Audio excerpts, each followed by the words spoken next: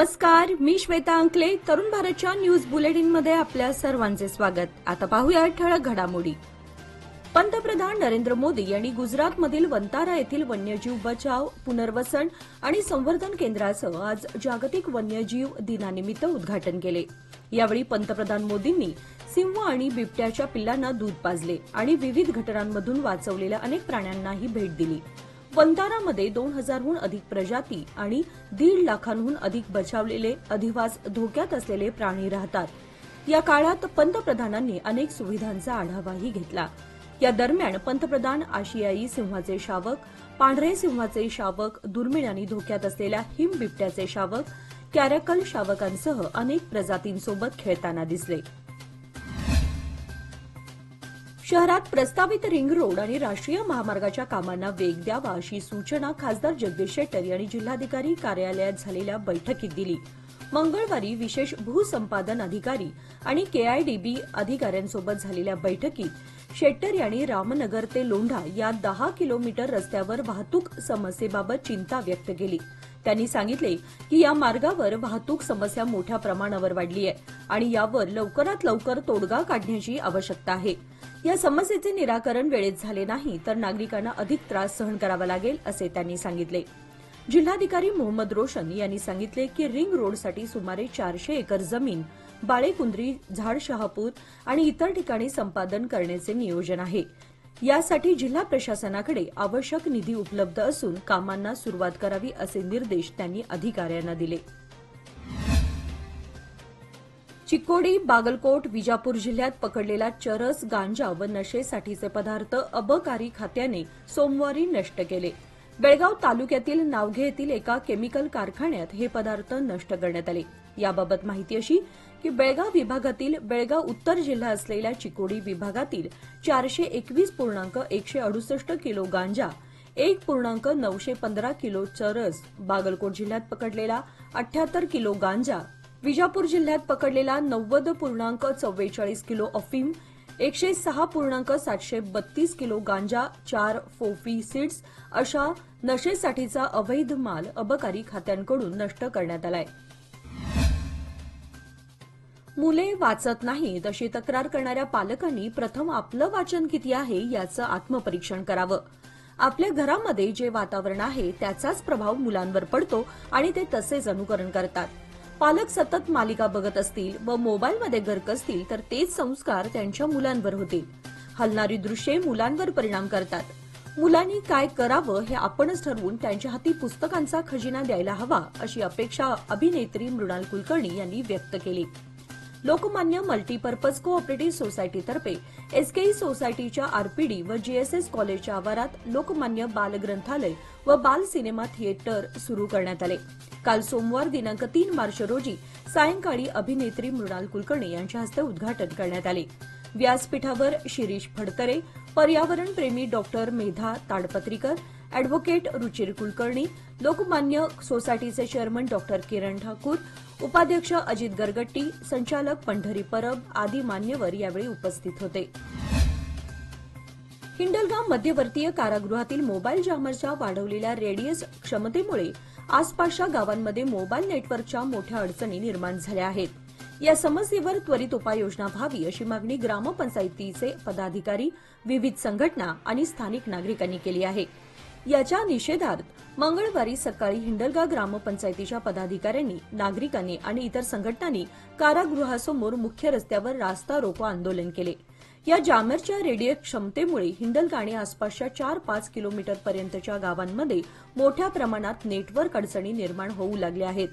या बदलामुळे ग्रामपंचायतींचे दैनंदिन कामकाज, बँकिंग सेवा, सरकारी कार्यालये आणि ऑनलाईन शालेय शिक्षणावर प्रतिकूल परिणाम होतोय.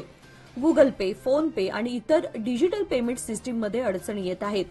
या समस्येवर कार्यवाही करण्याची मागणी करण्यात आली. बेळगाव शहरातील खासगी मार्केट अर्थात बाजारपेठेमध्ये भाजीपाला, फुलं, फळं, चिंच, केळी वगैरेंची होणारा होलसेल व्यापार सरकारच्या एपीएमसी बाजारपेठेत केला जावा आणि त्या माध्यमातून कोट्यवधी रुपये खर्च करून उभारण्यात आलेल्या व सध्या ओस पडलेल्या एपीएमसी मार्केटचा उत्कर्ष साधावा अशी मागणी भारतीय कृषक समाजातर्फे एका निवेदनाद्वारे जिल्हाधिकाऱ्यांकडे करण्यात आली आहे. सोमवारी जिल्हाधिकारी कार्यालयासमोर जोरदार निदर्शने करून उपरोक्त मागणीचे निवेदन सादर करण्यात आले। यावेळी मोठ्या संख्येने शेतकरी, व्यापारी उपस्थित होते। बेळगाव दिव्यांग संघटनेच्या माजी सदस्यांनी वर्तमान पदाधिकाऱ्यांविरोधात आक्षेप व्यक्त केलाय।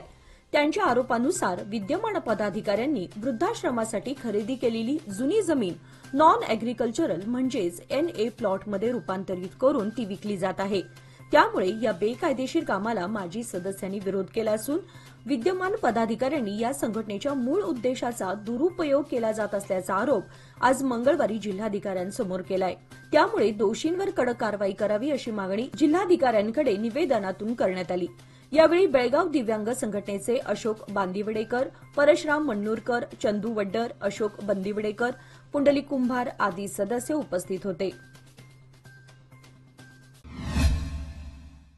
नवे पाऊल नवा संकल्प लोकमान्य सोसायटी सादर करत आहे लोकमान्य शुभारंभ ठेव योजना, जी देते तुमच्या ठेवीवर आकर्षक व्याज। ज्येष्ठ नागरिकांसाठी 0.5% अधिक व्याज। अधिक माहितीसाठी कॉल करा 1800-212-4050। लोकमान्य, जिथे पैसा वाढतो आणि नातं वृद्धिंगत होतं।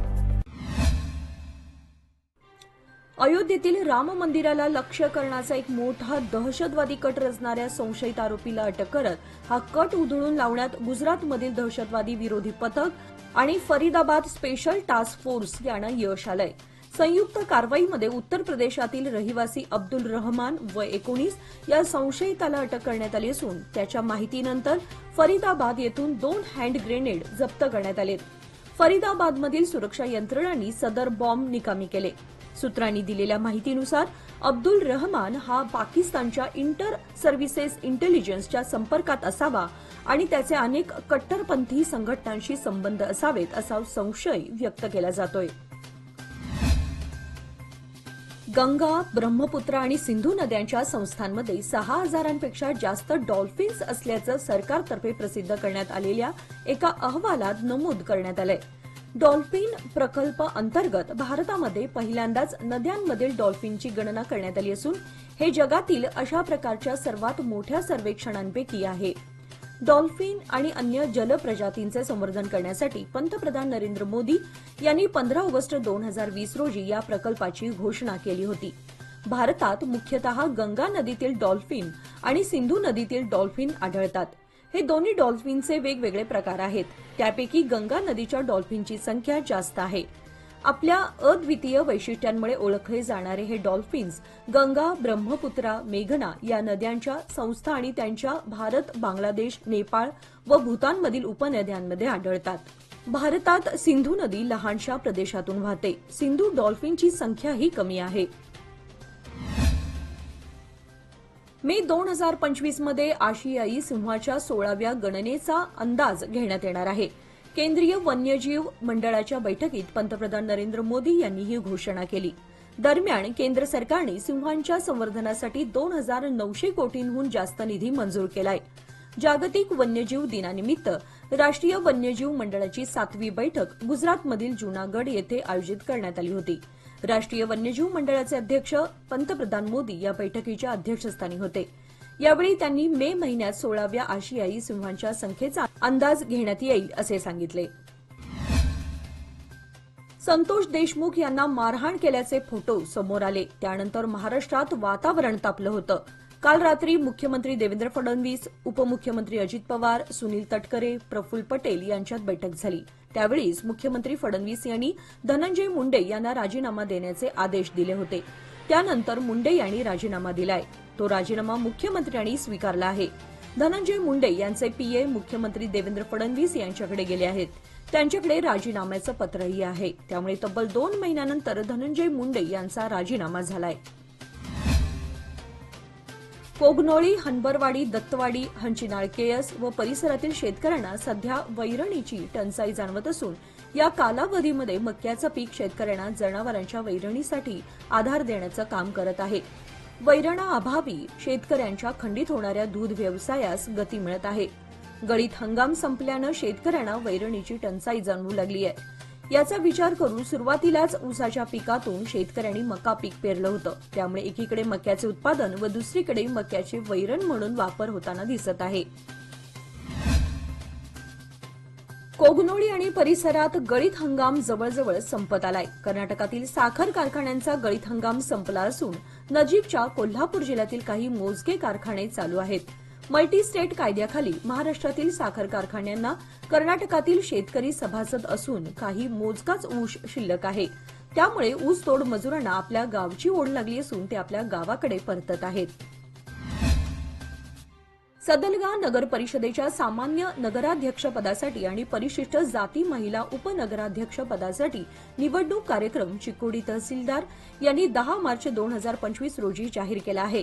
10 मार्च रोजी सकाळी 10 वाजता नामनिर्देश, दुपारी 12 पर्यंत छाननी, दुपारी 12:30 पर्यंत अर्ज मागे घेण्याची मुदत आणि निवडणूक करायची झाली तर दुपारी 1 वाजता निवडणूक कार्यक्रम आणि निकाल असे वेळापत्रक जाहीर करण्यात आले. सदलगा नगर परिषदेवर एकूण 23 निर्वाचित सदस्यांपैकी 10 काँग्रेस गटाचे, 11 भाजप गटाचे आणि 2 जनता दल धर्मनिरपेक्ष गटाचे तसेच चिकोडी सदलगा विधानसभा मतदारसंघाचे आमदार आणि चिकोडी लोकसभा मतदारसंघाचे खासदार यांना उपस्थित राहण्याचे आवाहन करण्यात आले आहे. याचबरोबर आजचे बातमीपत्र इथेच संपले. अधिक माहिती आणि ताज्या घडामोडींसाठी पाहत रहा तरुण भारत न्यूज चॅनल. तसेच आमच्या चॅनलला लाईक, शेअर आणि सबस्क्राईब करायला विसरू नका. आणि विश्वासार्ह बातम्यांसाठी दररोज वाचा दैनिक तरुण भारत. धन्यवाद.